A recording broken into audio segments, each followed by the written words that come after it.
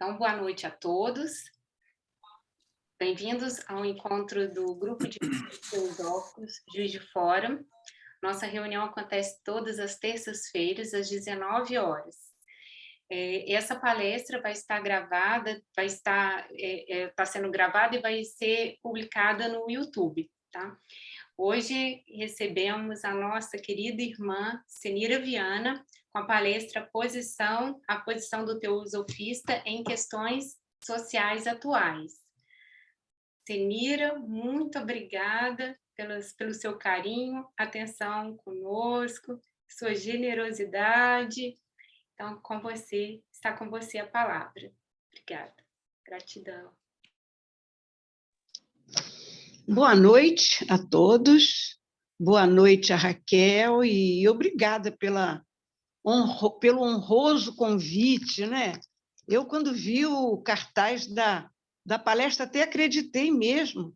Olha, deve aparecer lá uma oradora, que é com um cartaz tão bonito desse. Mas, na realidade, a nossa proposta é uma conversa, né? O mais informal possível, em que a gente possa trazer assim, algumas ideias que nos estimulam, né? A partir do nosso encontro com os estudos teosóficos e com uma busca de transformar, né, cada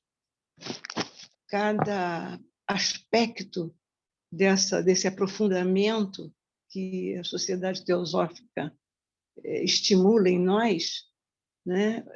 A gente busca transformar isso numa vivência, num estilo de vida, num jeito de viver que possa realmente fazer a diferença para a humanidade, auxiliando-a nesse seu caminhar, né? Porque nós sabemos que a humanidade realiza um plano, um projeto estabelecido pelos grandes seres, pelas energias cósmicas, que é um projeto que está muito, quer dizer, que está ligado, que pode ser resumido na palavra evolução, né? Quer dizer, o homem caminha para a sua evolução, para a melhoria. Caminha, evolução individual, sim, mas uma evolução social, quer dizer, o grupo humano todo, a família humana toda, né? Junto, inclusive o final dessa, quer dizer, a meta dessa caminhada é justamente a consciência e a vivência mais plenamente possível dessa família humana que forma uma unidade, né? Quer dizer, essa discriminação, essa diferença de um é brasileiro, o outro é indiano, um é mais inteligente, ou mais rico, o outro mais pobre, menos inteligente. Essas diferenças são detalhes que um dia que a cada momento vai ficando menos importante e que um dia vai deixar de ter significação maior. Eu queria, de início, explicar, justificar o título, né? Teosofista, Sociedade Humana. Na realidade, o que me faz pensar é o seguinte, que quando eu coloco teosofista, quem é o teosofista? Pode ser um membro da sociedade teosófica, sim, mas é aquela pessoa que teve contato com os ideais teosóficos e que procura transformá-los em aspectos da sua vida. Então, é uma pessoa consciente. E ele não vive sozinho, ele vive numa sociedade em que nem todas as pessoas têm o mesmo nível de consciência dele. E ele tem uma responsabilidade com essa sociedade. Nenhum de nós nasceu aqui, neste país, nesta época, casualmente. Se nós estamos aqui, nós temos uma responsabilidade, não só com a nossa personalidade, com a nossa individualidade, com a nossa espiritualidade, para aproveitarmos essa oportunidade, que é uma encarnação, né? Que uma presença no plano físico, essa atuação no plano, nos oferece. Não é só para isso. Nós temos também uma responsabilidade com o grupo humano que nós encontramos, seja a nossa família, nosso país, a sociedade humana toda que nós encontramos. Até em consideração a Raquel, que a Raquel gosta das histórias que eu conto.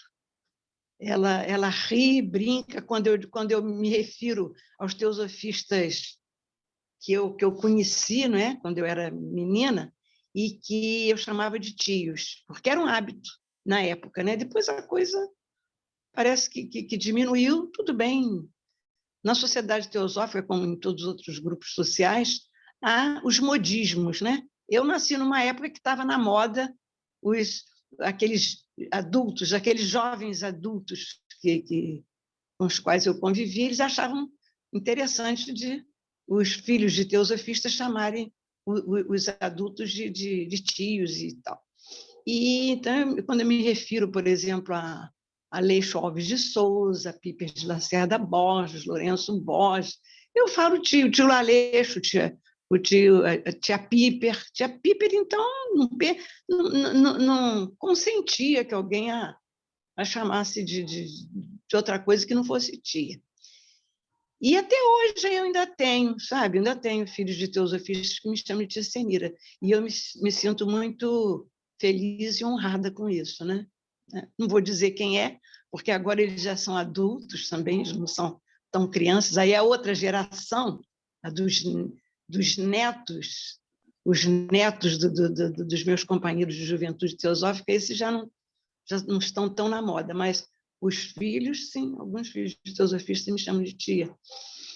E então eu comecei a perceber o seguinte, quando eu comecei a encontrar aquelas pessoas que tinham assim mais semelhanças com o jeito de viver lá dos meus pais, né, meus irmãos, do que com o jeito de ser que eu via em outras famílias, inclusive de parentes consanguíneos, eu comecei a perceber o seguinte, às vezes pareciam meio sonhadores, meio diferentes dos outros, né? Mas tinham valores que eram especiais, né? Por exemplo, de dar mais importância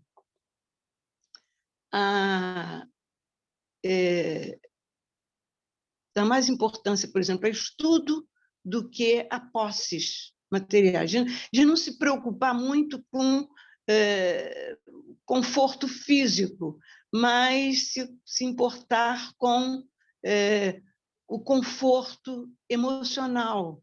Então, de tratar os filhos, os parentes, os servidores, né, com uma certa atenção, um certo carinho, que não era muito comum em outros grupos. Então, eu comecei a dizer, então, não é só aqui em casa que nós somos assim, esquisitos. Os teosofistas, de um modo geral, eles são mesmo assim engajados numa maneira, num jeito de viver um pouco diferente, né, da média, né? Aí, por exemplo, um detalhe que eu percebia era depois, mais tarde, eu descobri que dava um nome de simplicidade voluntária. Simplicidade voluntária, que quer dizer ser simples, não por necessidade, que às vezes a gente tem que ser simples, né? Não pode comprar uma roupinha melhor, ou não pode fazer uns programas sociais assim mais dispendiosos, não porque não tem dinheiro, o dinheiro não dá para isso. Mas não, quando a simplicidade é voluntária, é porque se considera que aquelas coisas não são mesmo tão importantes, né? Então, por que não? Aquela maneira até de se vestir mesmo, de arrumar a casa, aquilo era. Eu comecei a perceber que aquilo era característico daquelas famílias que estavam engajadas estavam interessadas, estavam tentando vivenciar os princípios teosóficos. Muito bem. Então, pessoas que se empolgavam, por exemplo, com ideias assim mais avançadas, né? Até o relacionamento entre pai e filho, por exemplo, de não ser tão rígido como eram, por exemplo, as famílias mais antigas, né? E então aquilo já me chamou a atenção. Eu era criança ainda e percebia que havia uma qualquer coisa ali de por exemplo, de não procurar diferenciar pessoas mais humildes, não tratar diferente, porque era mais que era servido, porque era a empregada da casa, por exemplo, ou porque era pretinho, né, quando você era branquinho. Então, esses cuidados, percebia que era diferente. Depois, claro, eu fui crescendo, fui começando a perceber que havia outros grupos, mesmo fora da sociedade teosófica, que também tinham assim uma abertura de mente e que a gente acabava, até por causa dessa simpatia, dessa afinidade com a maneira de viver, a gente acabava se aproximando e fazendo amizade e procurando saber por que você vive assim, como é que você compreende o mundo, como é que entende os relacionamentos humanos. E comecei também a encontrar ideias.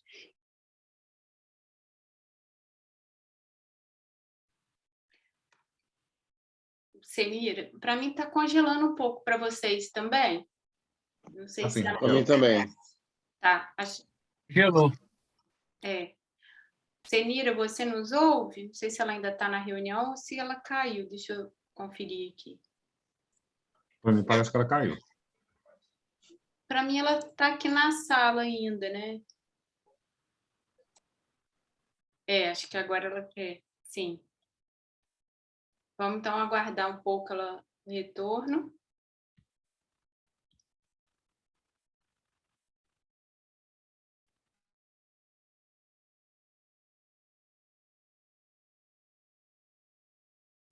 Miriam, por favor.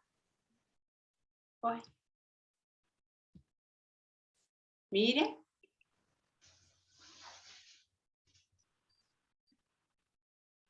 Pronto, vou levar o meu para ela. Certo, obrigada. Fala aqui no meu. Estou te ouvindo bem. Vou esperar aqui. Ô, Luciano. Opa! Você tem condições de colocar para gravar no seu computador também? Vai embaixo. Você vai começar a partir de agora, né? Isso, tem problema.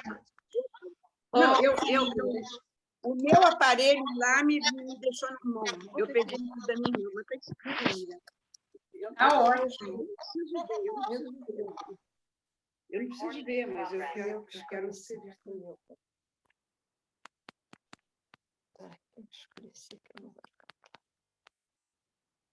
Pronto, o meu já voltou. Alô. Opa.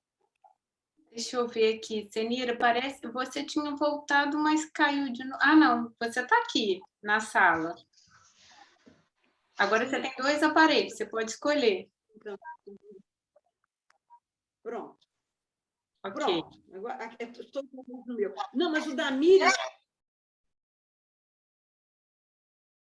Senira, cortou de novo. Está garantindo. Porque, inclusive, eu tenho que pegar o dela. Mas Ô, Senira, Desculpa, estava sem som. a sua fala agora... Opa! Agora, Tá bom. como tem dois aparelhos perto, deixa eu ver, peraí, deixa eu botar. Ela vai afastar. Já coloquei. Vai levar para lá. Uhum. Gente, desculpe. Não, Desculpe. tá tudo certo. Mas vamos voltar aqui o que eu estava dizendo. Eu percebi o seguinte, que há algumas ideias que são avançadas e que correm entre alguns grupos intelectuais e que tem muito a ver com o que a gente incorpora do estudo teosófico. Então, eu comecei a me aproximar disso, entende? Comecei... Olha aí, saiu. Raquel. Oi, está me ouvindo? Positivo, Senira, pode continuar. Eu ouço bem, Senira. Eu não estou vendo, então, vocês. Tudo bem, tudo bem. E então eu comecei, quer dizer, eu me preocupei com isso, né? Eu comecei a perceber, não, a humanidade está em intensa modificação. E esse grupo, esse nosso grupo, esses ideais, né, que nós encontramos através da teosofia, eles vão, com certeza, virem a ser uma realidade para a humanidade, porque a gente já percebia, por exemplo, na educação, por exemplo, aquela busca de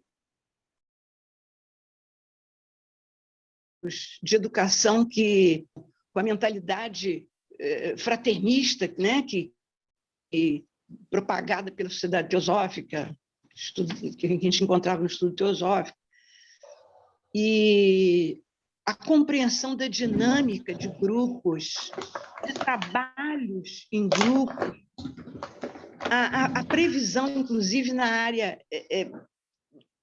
econômica mesmo, de uma teoria, uma maneira de trocas entre os homens que não fosse tão antifraternal como aqui se vê, como o sistema econômico atual provoca, né? Existem economistas que querem uma coisa diferente, que levam em consideração que a desigualdade social não pode ser tão intensa, que a economia não pode ser feita só na exploração do ser humano. Então, uma outra ideia, quer dizer, que nós encontramos e que, pronto, isso aqui é teosofia, é a questão da nova era. Muita gente evita, inclusive, essa expressão, porque ela, às vezes, é confundida com tem várias compreensões, eu gostaria de conversar sobre isso, mas a mudança social que está levando a sociedade para uma nova maneira de viver. Então, claro, um estudioso sobre a nova era, né, que é chamado de Spengler, que é citado naquele livro da Sylvia Cranston, sobre Helena Blavatsky, se alguém tiver interesse, é o capítulo 10. O título é A Fundadora da Nova Era, que aqui a autora acaba concluindo que Blavatsky é a fundadora da nova era. Aí a gente pensa assim, poxa, mas que é isso, nova era? Quando a gente vê nova era, a gente fica pensando em hippie com calça americana rasgada, desbotada, né? e fazendo uso de drogas e coisas assim. Seria essa a nova era? Será? O estudioso sobre a nova era, ele disse que há vários níveis da nova era. Um primeiro nível, que é talvez o mais, vamos dizer assim, vulgar, né? Que é a nova era com um rótulo artificial e com uma dimensão comercial. Então, por causa desse tal nível da nova era, a gente vai encontrar música da nova era, restaurante da nova era, pasta de dente da nova era, etc. Quer dizer, é um abuso. Um segundo nível, que não dá, dizem que é no qual ela é mais usada, que quer dizer, ela é mais usada com mais frequência nesse nível. Ele diz que é assim, meio mágico, meio charme e ilusão. Então aparecem pessoas assim sonhadoras que criam coisas como, por exemplo, os pesquisadores de discos voadores, etc., se colocam mais ou menos nesse nível. Então, esses dois primeiros níveis, então, a mim, pelo menos, não interessa muito, não tem tanta significação para nós. Mas o terceiro nível a gente já vai encontrar em autores como Fritz J. Capra e como Mary Ferguson, que fala é autora daquele livro A Conspiração Aquariana, né, que a tradução em português, que essa Mary Ferguson, ela é uma jornalista que acompanha, né, que acompanhou muitos congressos, muitos encontros de cientistas, de pensadores, e ela começou a perceber que havia como que uma conspiração nessa era de Aquário, uma conspiração de mudanças que os grupos estavam promovendo e que tinham pontos comuns, mesmo que cada um estivesse no seu setor de atividade, no seu país, no seu grupo específico profissional, mas havia como que uma conspiração. Então, todos, por exemplo, considerando certos pontos que eram comuns. Então, ela diz, então está acontecendo alguma coisa aí, e quem conhece melhor, né? Quer dizer, digo melhor do que eu, inclusive, que eu não é minha, eu não me aprofundei nisso, mas dá para a gente perceber Capra, né? Quer dizer, quando ele fala do ponto de mutação, tal da física, quer dizer, toda uma tendência do mundo ocidental de buscar, se orientar para aquelas questões que têm sido da alçada ou da preocupação dos estudantes do orientalismo. Esse é uma das características. A tendência para o holismo também é outra, quer dizer, de ver as coisas como uma unidade, como um todo, né? Ir saindo dessa separatividade. A busca da unidade, a compreensão da unidade, aí que entra, por exemplo, a nossa lembrança da música do John Lennon, né? O John Lennon faz uma proposta, como ele diz, parece que eu sou um sonhador, porque eu estou propondo coisas que a maioria das pessoas acham absurdas. Mas eu não estou sozinho. Eu não sou um sonhador que sonha sozinho. E eu quero que você que está me ouvindo também participe deste meu sonho. E nessa hora, o mundo vai ser uma realidade. Bem, esse nível da nova era, nós vamos voltar a ele daqui a pouco, porque a Raquel vai exibir para nós daqui a pouco a música do John Lennon. Mas deixa eu só terminar o quarto nível da nova era, que é esse que vai nos tocar mais de perto, porque é onde esse estudante sobre a nova era coloca as instituições como a sociedade teosófica. No quarto nível, ela é fundamentalmente um evento espiritual, o nascimento de uma nova consciência, uma nova percepção e experiência de vida.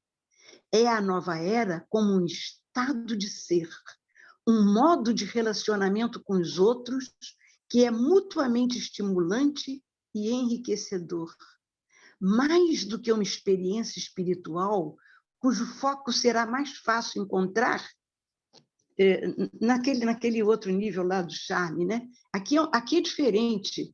Aqui a função é espiritual e se caracteriza pelo serviço altruísta. E é nesse nível que ele coloca como exemplo, um exemplo importante, a sociedade teosófica. A ideia da nova era como fenômeno espiritual é discutida e profetizada nos trabalhos de grupos metafísicos e esotéricos, tais como o da Sociedade Teosófica. E ele fez, inclusive, palestras na Sociedade Teosófica, quer dizer, mostrando do que considerava a importância da Sociedade Teosófica. E aqui eu vou ler, né, vou me permitir ler mais um trecho do livro da Sylvia Cranston, que é uma parte de um discurso que esse autor, né, que o Spangler fez, que ele diz o seguinte: a Sociedade Teosófica foi criada, ele botou há 100 anos, porque ele escreveu, naturalmente, em 1900, quando a Sociedade Teosófica está fazendo 100 anos, mas agora estamos com 136, né? Ela foi criada pelos mestres de sabedoria para criar um instrumento para soldar e formar um instrumento flamejante que nos daria ferramentas para trabalhar com percepções ampliadas num universo mais rico, de forma a não ficarmos submersos e podermos encontrar padrões maiores de síntese e de simplicidade. Bem, eu não vou continuar lendo aqui o texto do homem, mas só para dizer o seguinte: o que a gente conclui disso? Gente, a Sociedade Teosófica não foi criada só para nós nos encontrarmos e curtirmos esses momentos maravilhosos, como hoje aqui, de confraternização, de alegria, né? De alguém dizer que o outro é muito seu irmão também. Sim, nós vamos aproveitar, sim, essa oportunidade de confraternização, vamos curtir esse nosso momento, mas nós não podemos esquecer que, se nós encontramos essa sociedade, se nós encontramos essas ideias, se nós fomos tocados por esses ideais, nós temos uma responsabilidade. Trabalhar por isso, agir teosoficamente no mundo, porque não é só o nosso progresso espiritual que seja, mas não é só o nosso progresso que está sendo visado pela sociedade teosófica, por essa trazida da sabedoria eterna, né, da sabedoria antiga, ou perene, da sabedoria perene, até o mundo, até a sociedade profana, não. Não foi só para o nosso progresso espiritual, foi porque os grandes seres, possivelmente o governo interno do mundo, as decisões cósmicas, preveem, planejam um trabalho na humanidade. Esse trabalho é essa nova era, nesse nível que nós nos referimos. Então, aí cabe, aí vem muito pretensioso, nós vamos modificar o mundo. Se nós viemos parar nessa sociedade, se nós encontramos essas ideias, possivelmente nós temos condições de ajudar de alguma forma. Por mais modesto que possa parecer a nossa influência, nós temos sim. Aí eu vou, saindo um pouquinho dessa história da nova era, eu vou lembrar a vocês, quer dizer, eu vou trazer para nós conversarmos aqui um discurso que a senhora Radha Burnier fez em 2005, no qual ela dizia o seguinte, um discurso que ela fez na na convenção, na convenção anual, né, que todo ano há lá em Adyar, né? Ela diz o seguinte: o futuro da sociedade teosófica é assunto de muita preocupação para todos nós, que nos entregamos ao seu trabalho e ideais, e que entendemos que a sociedade existe para despertar nos seres humanos a sua natureza real e superior, e para introduzir, consequentemente, uma nova era de fraternidade universal e profunda conscientização dos verdadeiros valores. Embora a expressão nova era seja usada em todo o mundo, há muito pouca conscientização da necessidade de uma profunda mudança na consciência humana, a única que pode melhorar as condições do mundo e iluminar a mente individual com a luz do amor e da sabedoria. Ainda a senhora Radha Burguier dizendo: compreendemos que devemos encontrar um outro caminho, que não o difundido estado de violência, ódio e ignorância espiritual que obscurece o mundo. Mas como podemos encontrar o caminho que conduz à paz, ao amor e ao conhecimento verdadeiro? Sugiro que, nesse contexto, devemos começar por investigar não apenas se estamos interessados nas verdades teosóficas, mas se, em realidade, elas nos tocam. E se elas nos tocam, quanto elas nos tocam? Aí eu me permito responder. Eu acho que esses ensinamentos teosóficos nos tocam à medida em que nós os transformamos em maneiras de viver. Eles nos tocam à medida em que eu trato meu semelhante de uma maneira especial, na medida em que eu penso o meu país, a sociedade humana, o universo, eu penso de uma maneira maior, ou pelo menos tento, né? Vou meditando aí, tentando colocar. A senhora Blavatsky, a senhora Radha Burguier considera que certas atividades humanas são verdadeiras, são suicidas. Na medida em que o homem pratica guerra e não cuida do seu planeta, ele está se suicidando. Realmente, nós estamos vivendo, a humanidade está vivendo, sim, uma corrida suicida. Ela está destruindo a Terra. Agora, alguns estão tentando ver se consegue viver no outro planeta, né? Estão fazendo viagens interplanetárias, até como turismo, para ver se encontram outro mundo, que ele está destruindo esse planeta aqui, tem que arranjar um outro que ainda não tenha sido destruído. Bem, a senhora Radha cita uma passagem da experiência do senhor Krishnamurti, que eu acho também muito interessante da gente lembrar aqui. Um grupo de jovens, né, do Instituto de Tecnologia, lá em Mumbai, apresentou, quando ouvindo a exposição do senhor Krishnamurti, disse o seguinte: olha, Krishna, se nós seguirmos aquilo que você está nos ensinando, aquilo que você está propondo, nós não vamos sobreviver, a gente não sobrevive nesse mundo cão que existe, tendo essa vida. A resposta de Krishnamurti foi: então não sobreviva.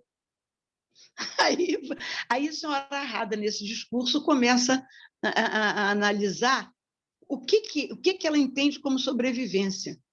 Porque é o negócio, o homem moderno está entendendo que sobrevivência, ou então que essa ideia de sobrevivência se infiltrou para justificar a competição inescrupulosa, a ambição implacável para atingir um padrão de vida, né? Como morar bem, comer num restaurante de 5 estrelas, e, quer dizer, atender a necessidades que os economistas mais que eu considero coerentes, que eu respeito e que propõem uma economia mais fraternal, eles acham que são necessidades desnecessárias.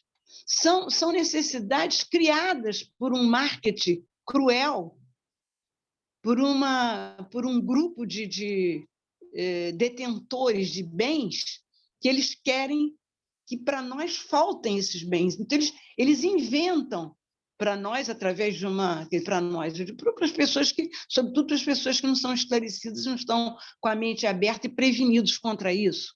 Mas eles criam uma necessidade que é irreal. Voltando à senhora Radha Burnier, ela diz o seguinte: infelizmente, neste mundo, há muitas pessoas incapazes de sobreviver no estrito sentido do termo. Nem estão equipadas para escapar à fome, à malnutrição, à falta de moradia e de outras formas de sofrimento. O dito desejo de sobrevivência da chamada classe superior fomenta a total insensibilidade e o egoísmo, impedindo-nos de sermos parte de um mundo compartilhado. Gente, essa expressão aqui nós podíamos grifar, né? Colocar em letras assim mais garrafais. Um mundo compartilhado. Esse que é o mundo real, o mundo que nós desejamos que seja o mundo real.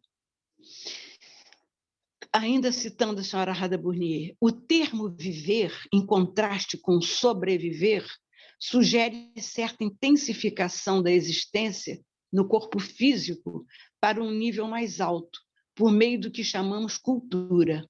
Como bem sabemos, a extrema pobreza, um corpo limitado e com danos cerebrais, estão entre as causas que fazem com que as pessoas sobrevivam, mas não vivem decentemente. Viver no estágio humano não é comer, beber e ser feliz, porque a consciência humana tem em si o potencial para uma expansão ilimitada nos níveis mais sutis de experiência e de compreensão.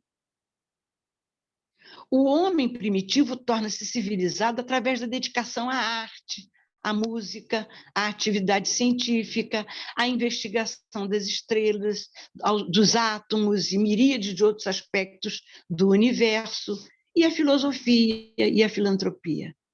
Essas atividades não podem ser consideradas luxos, pois são meios de elevar a qualidade de nossas faculdades mentais. Sob este ponto de vista, viver é bem diferente de sobreviver ou gastar o tempo acumulando posses materiais e encontrar gratificação nos sentidos. Muito bem. Um outro ponto aqui que eu gostaria de lembrar da senhora Radha, 14. Ainda Radha.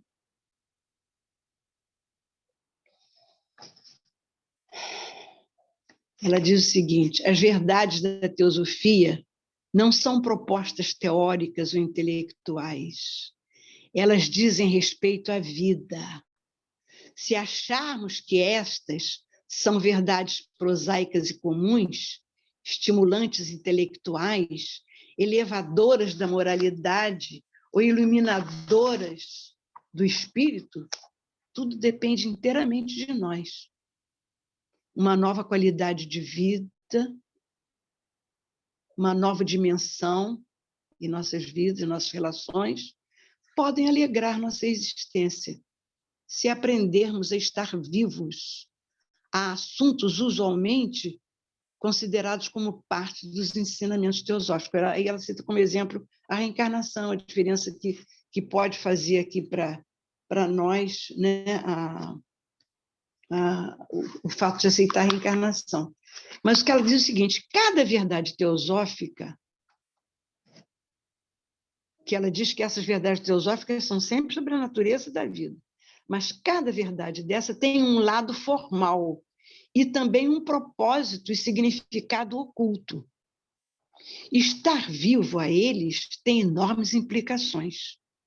Conforme crescemos na conscientização das implicações ocultas e das profundezas insondáveis dessas verdades, que não são contraditórias ou diferentes, mas são parte de um movimento espiritual total. Então, se altera completamente a nossa maneira de pensar e de agir em nossas relações e aspirações. Bem, a senhora Rada, então, está chamando a atenção para nós de que não é só estudar teosofia, é vivenciar, é ter consciência, é viver uma vida mais consciente, né? E, como eu disse, essa consciência não está sendo apelada só, quer dizer, não está sendo incentivada ou sendo lembrada ou sendo considerada um fato importante só nessa questão de interesses, né, de voltas para o espiritual. Mas na nossa vida, em vários setores da nossa existência. Eu vou dar uma paradinha aqui para perguntar, Raquel, como é que é essa questão de tempo, Raquel? Até que horas eu posso falar? Nossa Raquel? Nossa reunião vai até 8h30. Não, eu sei. Mas eu não vou falar até 8h30, não, porque eu acho que, né, as cadeiras onde os nossos irmãos estão sentados não são tão macias. Não vai dar para ficar tanto tempo. Mas vou ver se eu diminuo.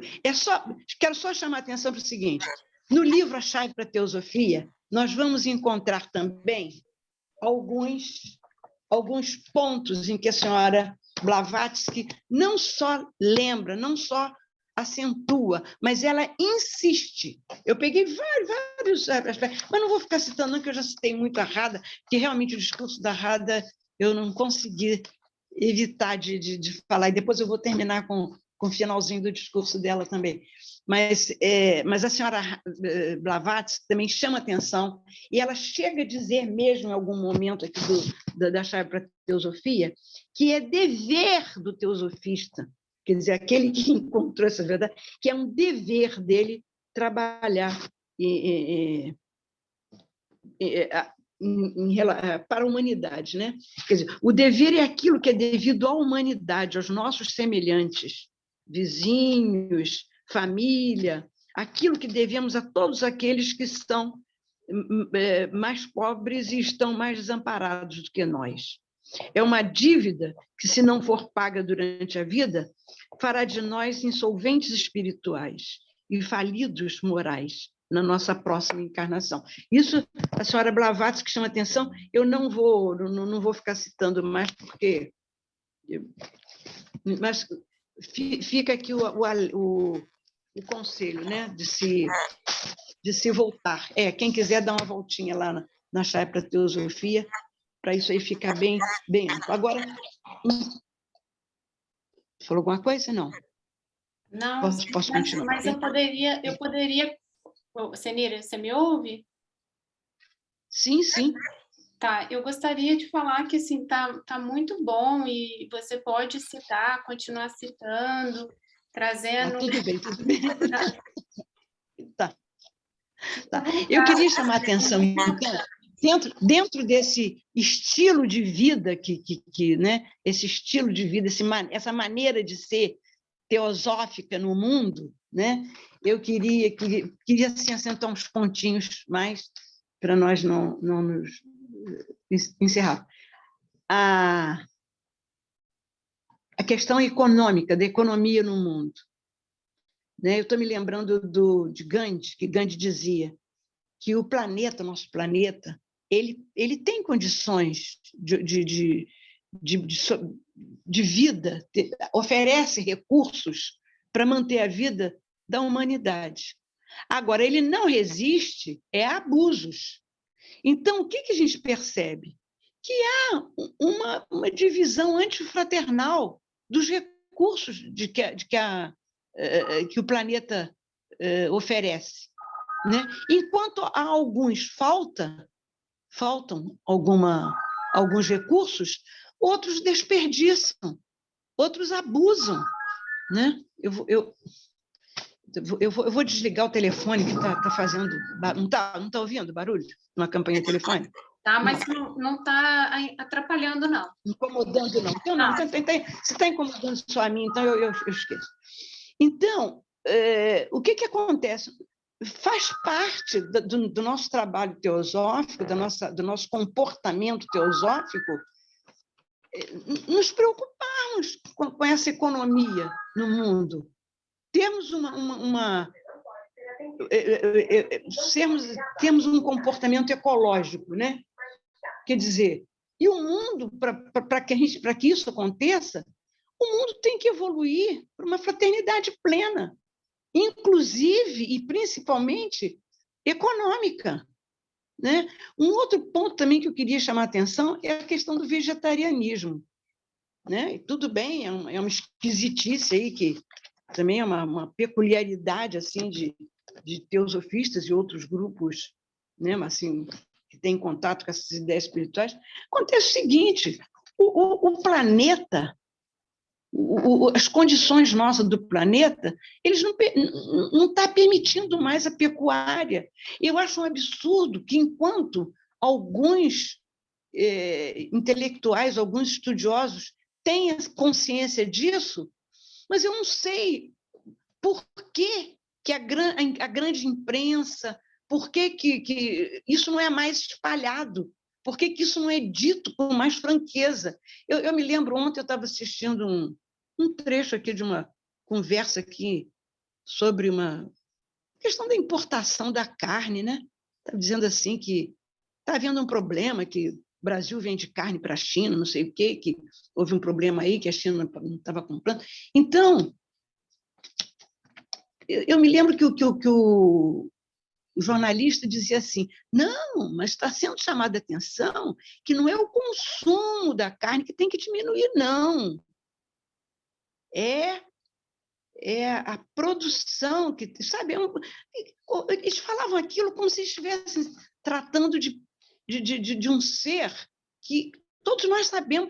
Você, quando fala de carne, você está falando de um animal maior. A carne bovina, então, é um animal maior do que nós, com estrutura, inclusive nervosa. Ele sofre, ele sente, ele tem emoções, gente. Tudo bem, não são emoções como a nossa, mas por que só a emoção humana? Por que só a dor humana é importante? É uma coisa assim, conforme o ângulo em que você veja, a alimentação carnívora, sobretudo a alimentação com base em grandes mamíferos, é um negócio assim para a gente achar que não é de uma sociedade civilizada. Mas tudo bem. Mas, do ponto de vista ecológico, o planeta não resiste mais à pecuária. E o nosso karma também não suporta, não está suportando mais. Está havendo um atraso muito grande da nossa sociedade humana por causa da crueldade contra os animais, de um modo geral. Portanto, quer dizer, com isso, analisando isso, a gente percebe que o regime vegetariano tem que se impor. Tem que se impor, não tem como a gente continuar. Agora, eu queria ver aqui o finalzinho do discurso da senhora Rada Bournier, né? Que é o seguinte: a nossa fraternidade universal, quando ampliada a todos os seres, pode tornar a própria Terra mais próspera. Nossas atividades e pensamentos construtivos podem tornar possível o progresso para numerosos seres humanos e também para outras criaturas necessitadas. Devemos encontrar o caminho e os meios para que os animais ferozes vivam sem temor e se tornem inofensivos. E os animais domésticos possam ser ajudados a elevar o nível do seu comportamento afetivo, lealdade e cooperação com seus irmãos mais velhos, os seres humanos. E ela diz o seguinte: perguntaram a ela se a pobreza só ia terminar com o fim da Kali Yuga, e ela disse que não. Não, porque muitas pessoas, apesar do Kali Yuga, as pessoas terão que exaurir o seu karma, mas os pobres seriam felizes e sem frustrações, e os ricos seriam generosos e bondosos à medida em que nós trabalhássemos para que isso fosse uma realidade. O fim do Kali Yuga pode começar agora mesmo. Se nós criarmos um forte núcleo de fraternidade universal, sem quaisquer distinções,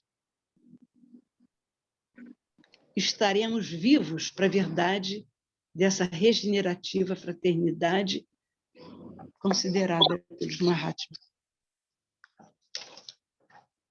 E no final, fechando o livro A Chave para a Teosofia, a senhora Blavatsky diz o seguinte: a sociedade teosófica sobreviverá ao século XX e irá gradualmente impregnar e penetrar a grande massa de seres pensantes e inteligentes com a sua visão ampla e nobre de religião, dever e filantropia.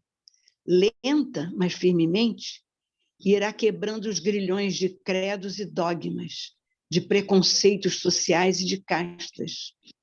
Porá termo aos conflitos e removerá os obstáculos entre raças e nações, e abrirá caminho para a realização prática da fraternidade entre todos os homens. Eu paro por aqui, claro, existe mais que ela tenha dito a respeito, mas eu espero ter levantado algumas ideias e feito o grupo pensar nessas coisas que me tocam, que mexem comigo. Eu espero que mexa com vocês também. Muito obrigada pela oportunidade, Raquel e o grupo de Juiz de Fora.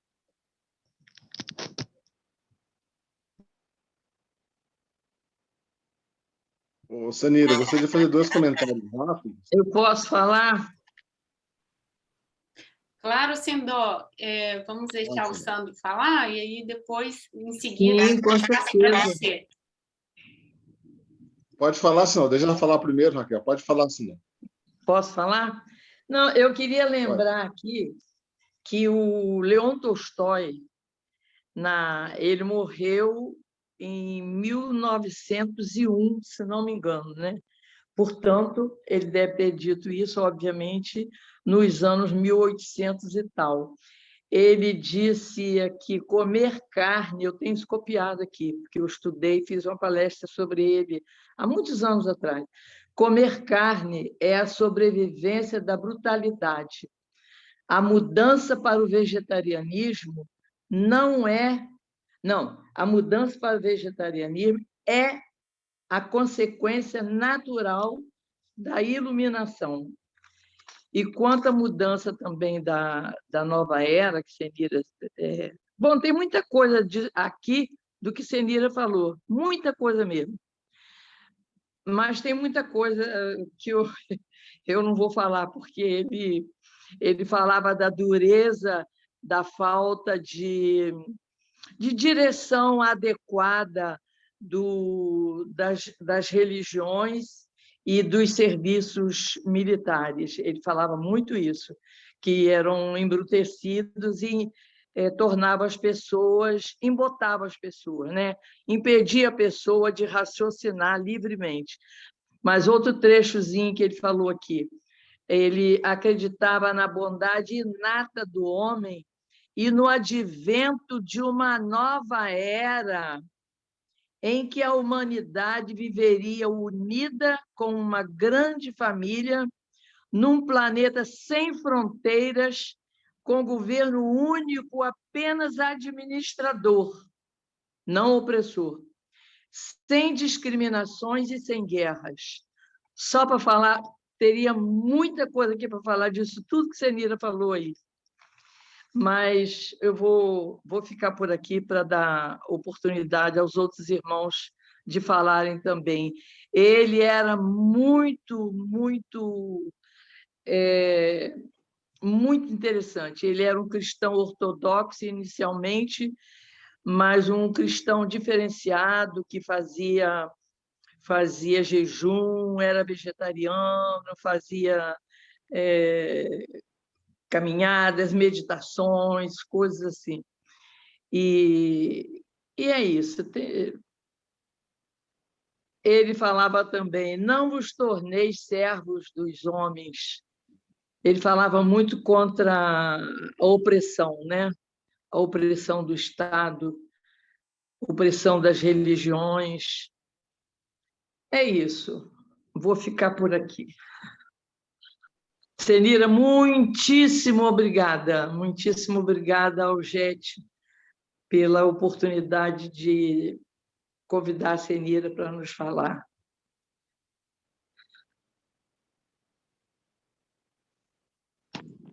Vocês me ouviram? Obrigado a você, Sandor. Sim, ouvimos.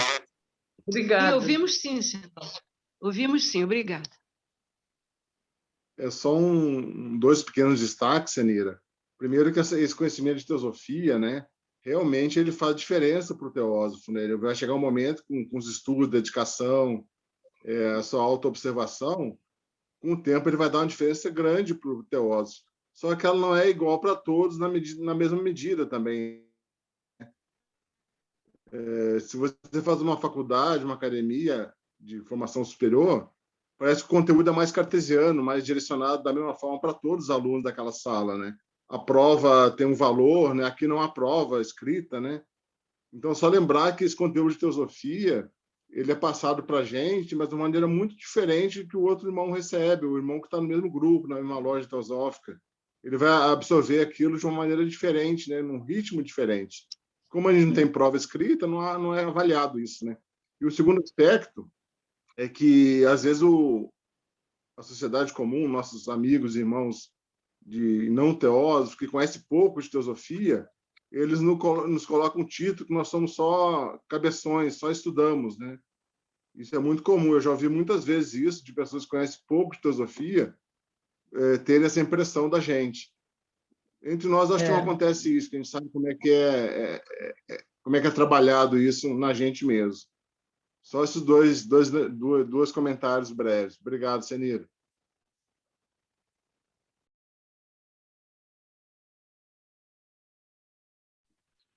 Posso falar? Obrigada, Sandro.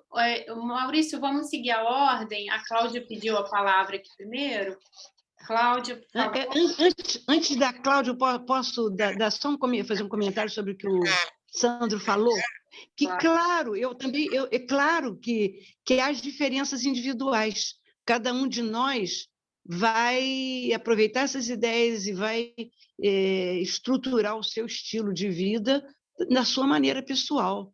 Não existem, apesar da unidade de formarmos um grupo, mas nós ainda temos essas diferenças individuais.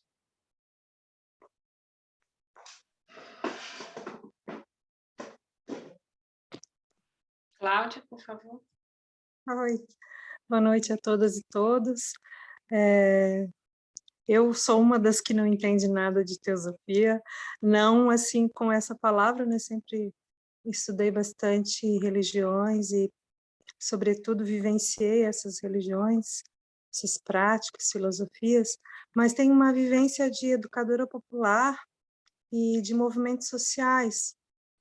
Então, a experiência que a gente teve com clubes de trocas e moedas sociais dentro do movimento da economia solidária, e onde a gente via muito esse paradigma, né? As pessoas às vezes simpatizavam com a ideia de fazer uma troca de mercadoria, de produtos, sem que houvesse o uso do dinheiro, mas na hora lá ela não conseguia acessar o princípio, né?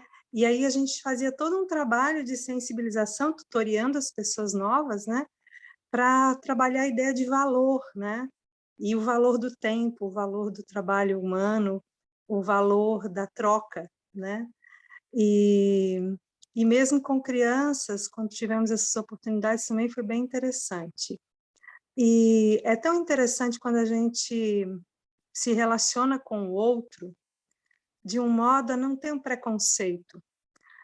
Já fiz trabalhos de educação ambiental, onde a gente foi num trabalho de sensibilização com agricultores de agricultura familiar, e eles faziam uso de agrotóxicos, que era nocivo para a saúde deles, nocivo para a saúde da família e para o meio ambiente, né? Além de produzir um alimento que não ia nutrir realmente as pessoas. E a gente teve situações assim muito tocantes, de agricultor chegar a chorar, né? A se sensibilizar, porque ele, dentro da sua prática, não tinha noção da interdependência. Ele vinha de um paradigma de produção que ele só pensava no imediato, né? E nós levamos a carta do cacique Seattle e fazíamos todas vivências mesmo, né, de sensibilização em relação à natureza. E essas pessoas, às vezes, homenzarrões, assim, né, eles desmontavam, e porque acessavam o coração, acessavam esse lugar sensível em si mesmos, onde se conectavam com os outros, se sentiam parte da Terra, um sentimento até que, a princípio, no início das suas vidas, era genuíno, e que, com o passar do tempo, foi se embrutecendo e perdendo. Então, a gente via essa reconexão com a Terra. E quando a gente conquistava uma pessoa dessa, ele se tornava um multiplicador na sua região, na sua comunidade, porque aí ele se sentiu guardião da terra, né? E guardião também de resgatar aqueles saberes que o avô ensinou para ele, de plantar em parceria com a natureza, não competindo, destruindo a natureza, né? Mas sim em parceria. E aí isso era de uma regeneração, assim, tudo mudava, assim, né? Uma vez uma mulher, a esposa de um deles, né, falou assim: o que vocês fizeram com esse homem? Porque o marido tinha mudado também, não mudou só o agricultor, né? O homem, o marido tinha mudado, porque a mulher também é, né, simbolicamente, arquetipicamente, né, uma metáfora da terra, né? Precisa ser cultivada e cativada, cultivada, né? Então, a gente teve experiências incríveis, assim, que realmente quando você coloca o coração, que para mim, assim, tem muito a ver com teosofia, você consegue fazer essa transformação. E, claro, ela também, eu acho que tem uma fala do Gandhi que eu acho muito interessante, que nós precisamos ser a mudança que queremos ver no mundo. Então, se às vezes uma vez aconteceu isso com um estagiário, por exemplo, que nós falávamos de alimentação saudável e, no momento da alimentação, ele tira um pacote de chips, alguma coisa assim, sabe? E começa a comer, né, perto dos adolescentes, assim. E aquilo destruiu o nosso trabalho de uma tarde inteira, por exemplo, porque ele estava sendo incoerente, né, e desleal até conosco, assim, com o grupo, né. Mas é interessante como isso de realmente a gente encarnar o conhecimento e se tornar mesmo. Eu acho que o exemplo, no sentido não de ser um modelo, né? Não acredito muito em modelos, mas acredito no sentido de quando alguém vê alguma transformação realmente significativa na vida de alguém e a pessoa mais feliz ou transformada de algum modo, isso é algo muito que contagia. E a tua fala inicial me lembrou uma música do Raul Seixas, um trechinho, né? Que diz: sonho que se sonha só, é só um sonho que se sonha só, mas sonho que se sonha junto é realidade. Agradecida, Sinira. Eu que agradeço, Cláudia, gostei muito de ouvir, e isso que você colocou vai bem naquele ponto, não sei, eu falei muito de rápido, mas aquele meu encontro com ideias que eu fui identificando como afins aos ideais teosóficos. E você deu um exemplo maravilhoso. Obrigada.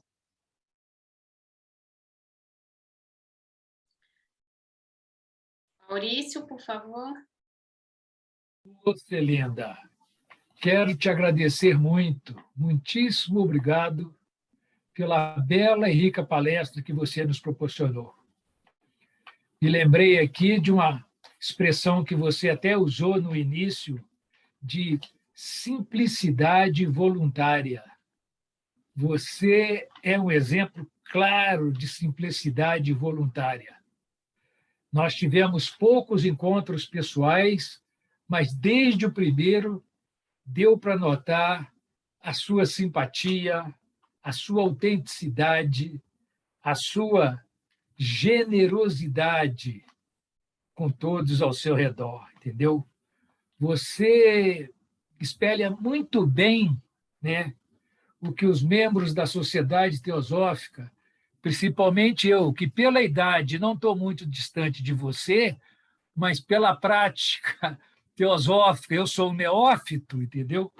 Você é um belo exemplo de que a gente deve ser responsável, fraterno, sem buscar resultado em causa própria. Muito obrigado. Namastê. Eu que agradeço sua gentileza, meu irmão. Obrigada, Maurício. Eu gostaria de fazer uma pergunta, Senira, mas ainda temos Félix. Você quer falar antes, Félix? Prefiro que você fale, depois eu pergunto. Você já seria a primeira. Oi? Por vez, você já seria a primeira. Inclusive, você tem o privilégio de ser minha senhora. Passe na minha frente. O som do Félix está baixo. Opa, então vamos tirar este camarada. Ficou melhor. Eu creio que você é a primeira a falar, porque deve ser mais importante. Obrigada, Félix. Você é muito gentil. Bom, primeiro, Senira, quero te agradecer, que exposição inspiradora, me tocou muito, é um tema que eu gosto demais, fraternidade, e eu queria falar um comentário aqui do nosso irmão Ronald, que está com a Berenice, e eu vou falar o que ele colocou aqui no chat e vou fazer uma pergunta. Aqui, Ronald, junto com Berenice, Curitiba, reflito seguidamente sobre como sair deste saber filosófico que me caracteriza como teórico teosofista, que muito sabe e quase nada faz. Tragédias sociais estão no nosso entorno e todo o conhecimento que a Sociedade Teosófica me concedeu me parece inútil em termos de fraternidade. Essas são as palavras do Ronald. E aí, aproveitando, né, esse comentário dele, eu queria te fazer uma pergunta, Senira. Como você enxerga o ativismo, né? Nós estamos passando por um momento que nos desafia muito, né? Tanto na cena política, ambiental, e surgem muitos ativistas. E como que você enxerga isso? Caberia um teósofo, um teosofista, levantar alguma bandeira e ser ativista? Hoje a gente tem vários exemplos, né? Ativistas ambientais, políticos. Agora a gente tem aí os jovens indígenas também, que estão representando, né, a sua cultura, a sua necessidade, né, de ser ouvido. O que você pensa sobre isso? Isso é uma questão que me inquieta muito, como encontrar esse equilíbrio.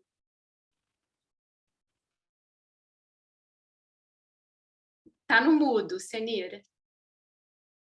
Microfone. Eu acho, Raquel, que, poxa, a vontade que dá é de sair para a rua gritando, tudo que a gente sabe que deve ser, entendeu? Agora, a gente sabe também que há muitas circunstâncias sociais, inclusive pessoas que se aproveitam dos ativistas, né? E às vezes acabam torcendo as campanhas, os movimentos. Há muita... Então, quer dizer, a minha resposta seria essa: liga aí o discernimento para se responder. Agora, em princípio, que eu acho que é pegar uma bandeira e sair pela rua, pegar um cartaz, entende? Queremos isso, entendeu? Claro, eu sou favorável, sim, aos movimentos etiópicos, que há, inclusive, um débito da sociedade aos ativistas, mesmo que, às vezes, eles possam exagerar e até serem usados também por pessoas mal intencionadas, grupos mal intencionados, mas eu acho que fica um débito a eles. Vocês vejam, né? Eu estou me lembrando da escravidão. Se não houvesse os Castro Alves, né, por exemplo, fazendo poesias contra a escravidão, e havia outros também que batiam panela na rua e faziam movimento. Eu não estou bem informado sobre isso, mas devia haver também um movimento, claro, e precisa sim, com certeza. Não sei se eu respondi. Sim, muito obrigada. Félix, por favor. Pois é, eu tenho que agradecer muito a Senira, não só por hoje, por sempre, mas salientando algumas coisas aqui que eu anotei.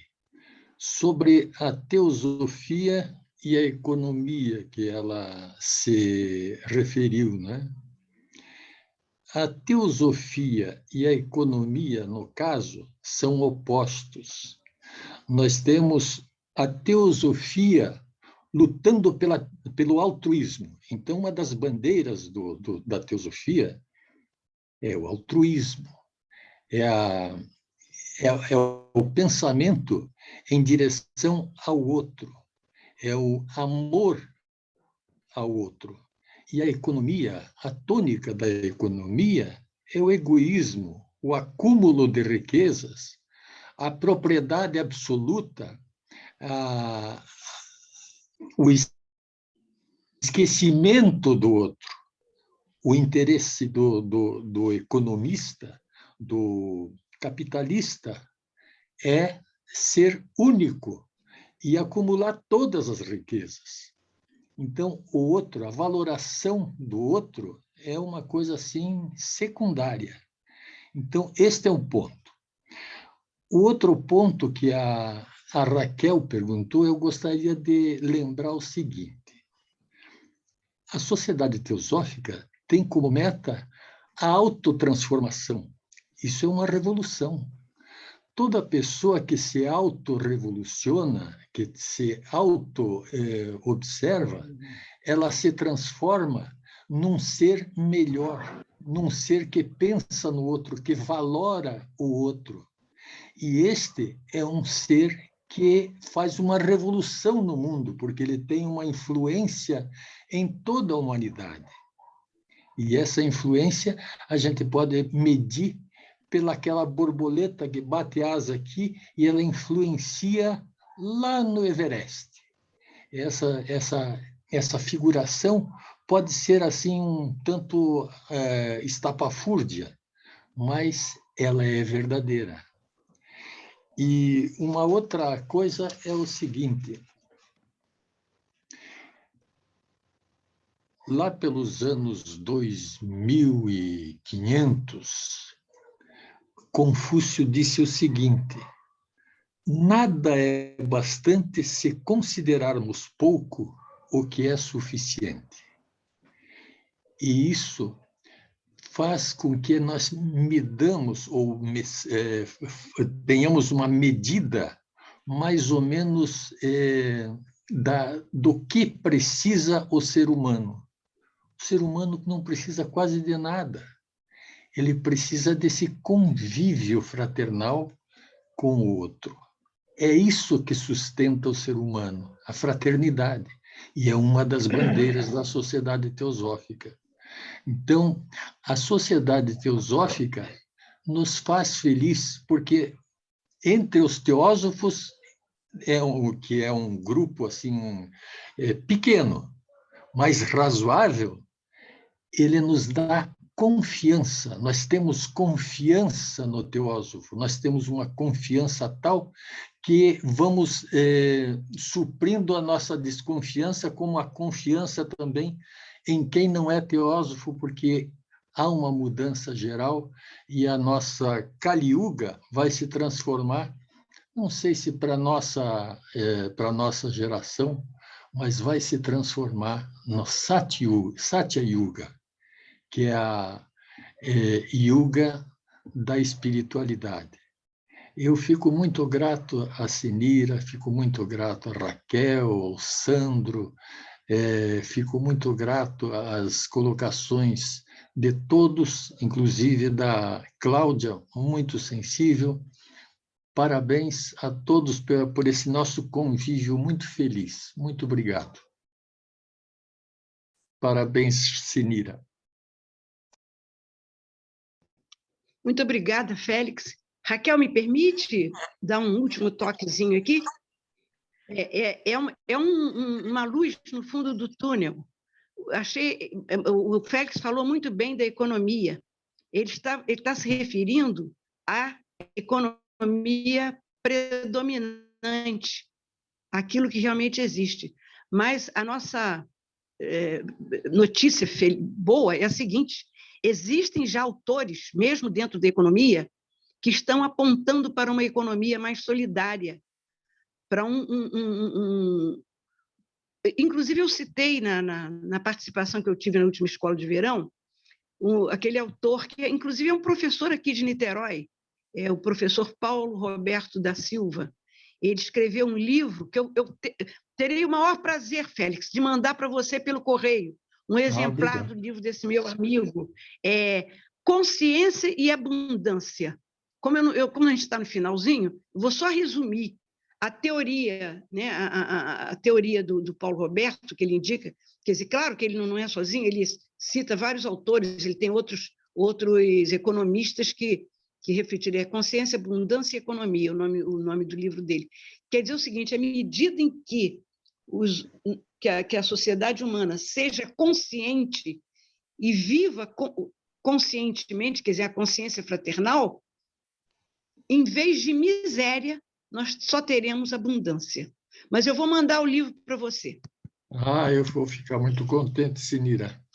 E eu acho, então, que você está se referindo a um economista que vai falar sobre a economia teosófica, né? Que a teosofia há de modificar essa teoria. Então, lembra aquela hora, como a Cláudia citou, que há movimentos que não são de rótulo teosófico, mas que nós encontramos ali muito de teosofia. Isso é na educação, num projeto de educação, num projeto de trabalho de psicologia, na economia. Então, esse rapaz, por exemplo, quando eu escutei uma palestra dele, ele apresentando o livro num grupo, eu falei, meu Deus, mas isso aí é teosofia. Entende? Como outras coisas, de vez em quando a gente encontra teosofia, quer dizer, como alguém usou essa expressão, o mundo está teosofizando. Então, a gente vai encontrando teosofia aí sem o rótulo da sociedade teosófica. E a gente tem que dar força para esses movimentos, né? Por isso é que eu divulgo o livro dele. Desculpa, Raquel, mas já estamos ultrapassando aí o tempo. Muito obrigado, Senira. Senira, eu estou mais preocupada com você, porque eu sei que você é super pontual. Então, eu já fico olhando a hora e imagino. Raquelita, onde estás que não respondes?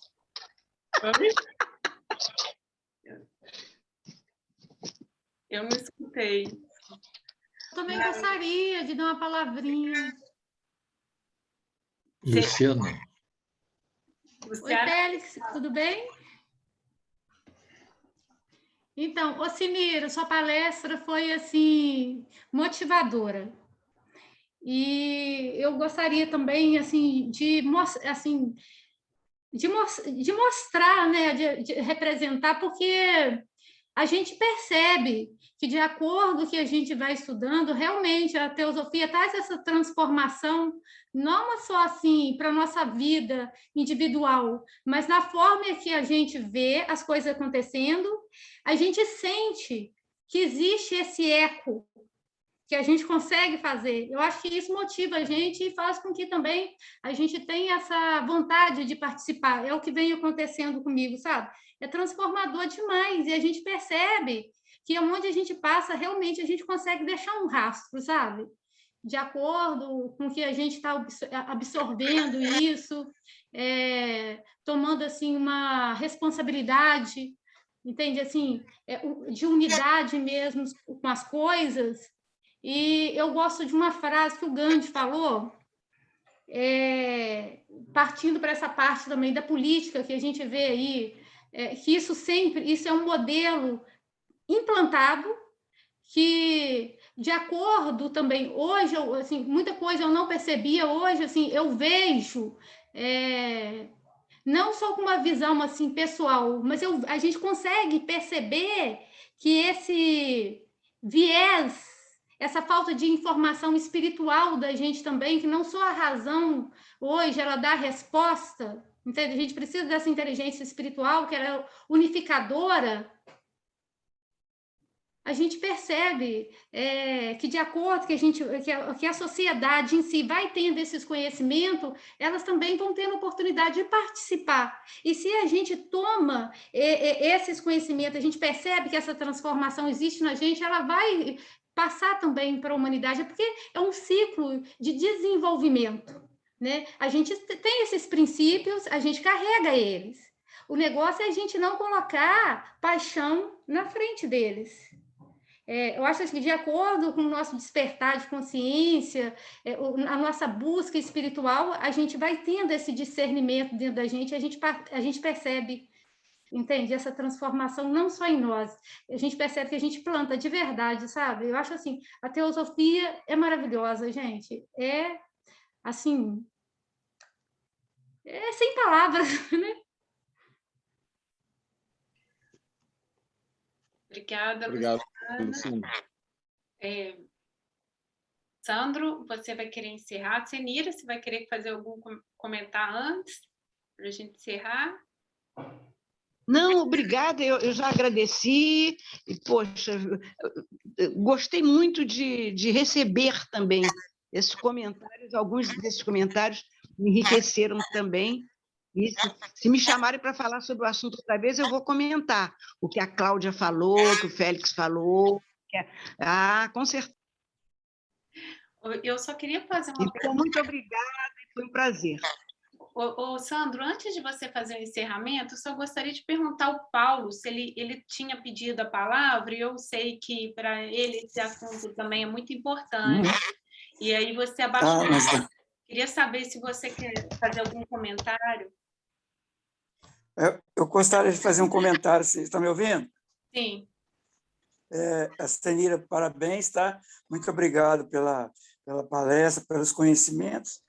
E eu queria até comentar, tudo tem a ver, né? Aqui tem um livro do Noam Chomsky, O Governo do Futuro, onde, quer dizer, tem muita gente pensando nessas mudanças que o planeta realmente necessita, né?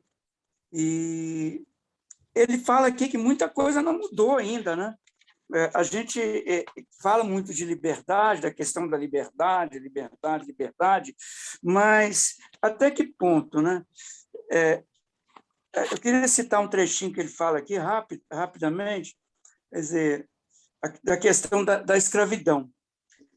É a impossibilidade de viver por quaisquer outros meios que levam nossos lavradores a arar o solo, cujos frutos eles não comerão, e os nossos pedreiros a construir casas que não morarão. É a carência que os arrasta àqueles mercados onde eles esperam senhores que lhes farão a gentileza de comprá-los. É a carência que os leva a cair de joelhos diante do rico, a fim de obter sua permissão para enriquecê-lo. Que ganho eficaz o fim da escuridão trouxe a eles. Digo com tristeza, mas com sinceridade. Tudo o que eles ganharam foi uma vida atormentada a cada instante pelo medo de morrer de fome, uma calamidade que, pelo menos, nunca visitou seus precedentes da classe mais baixa da humanidade. Ele é livre, diz você. Ah, essa é a sua infelicidade. Esses homens, dizite, não tem senhor, tem o mais temível, o mais imperioso de todos os senhores, que é a necessidade. É ela que os reduz à mais cruel dependência. Então, a gente pensando aqui, ó, a necessidade que nos cria, nós somos escravos da necessidade. Que necessidades são essas? Que nos são impostas pela sociedade, que precisa repensar, a pessoa precisa repensar. A sociedade, a teosofia nos leva a questionar isso. Até que ponto nós devemos levar essas nossas necessidades como senhora das nossas vidas? Né? É momento da gente pensar realmente de ser repensado. Parece que tem muita gente já no planeta pensando isso, né? A questão do vegetarianismo, que deve evoluir para o veganismo, né? Porque ainda dentro do vegetarianismo, ainda existe muita questão da crueldade com relação aos animais, a questão do consumo do leite, dos ovos, e o veganismo é uma forma mais ética de se conviver, mas que a humanidade ainda se encontra distante. Mas tem muita gente pensando realmente e trabalhando para isso, né? E é isso que eu queria comentar, né? Ô, Paulo, a Joyce perguntou qual que é o nome do livro, outras pessoas também podem querer saber. Você pode, de novo, colocar para a gente? Eu recentemente me associei ao ICL, o Instituto Conhecimento Liberta, do Eduardo Moreira, e aí ele mandou os livros, né? É do Noam Chomsky, acho que vai ficar aqui meio... Precisava virar aqui. Oi, Paula, eu também sou associada, só que acho que os você títulos que também eu peguei são outros. Ah, tá. Deixa eu ver se eu consigo virar aqui. Ó. Aqui. O que eu peguei do Noam Chomsky é o governo do futuro. A necessidade de se repensar o que é o papel do governo, realmente, né? O Noam Chomsky hoje é um intelectual voltado para a social, é um dos bem avançados, né? Bem inteligentes. É um dos grandes pensadores atuais. Os grandes pensadores. Sobre política e sobre socialismo. Exatamente. Obrigada. Então, lá no ICL, na plataforma do ICL, do Instituto Conhecimento Liberta, tem um curso dele, inclusive, entendeu? Está disponível, assim, para você, dos cursos que tem lá. Mas eu recebi o livro aqui, já comecei a ler, é pequeno o livro, mas é bem profundo, bem interessante. E nos faz pensar bastante. Paulo, muito obrigada. Sandro, você pode fazer o encerramento? Sim, Raquel. Obrigado a todos e pela maravilhosa noite que nós tivemos. Eu vou encerrar com Gayatri Mantra. Om Bhuk Vaha Vaha Tat Savitur Varenyam Vargo Devasya Dimahi Diyo Yo Naha Prachodaya. Namastê, gratidão a todos. Boa noite. Gratidão. Boa noite.